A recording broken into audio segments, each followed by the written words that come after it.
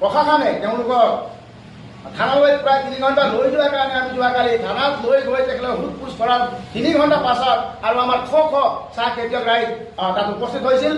যেতিয়া 3 ঘণ্টা সোধা-পোছা কৰাৰ পাছত তেখেতলোকক ৰেহাই কৰি দিলে। সেই বিষয়টো আমি লৈ যোৱাকালি আমি গোটেই ক্ৰীড়া মহোদয় বন্ধ ৰাখিছিলোঁ আৰু তেতিয়া গধূলি আমি এটা প্ৰেছ মিট দিছিলোঁ যে অহাকাইলৈ পৰা অনিৰ্দিষ্টকাললৈ আমি ক্ৰীড়া মৌজাৰ অন্তৰ্গত থকা চাহ খেতিয়ক বন্ধ কৰা হ'ব আৰু কোনো কাৰখানাই চাহপাত ল'ব নোৱাৰিব বুলি আমি এটা ঘোষণা কৰিছিলোঁ।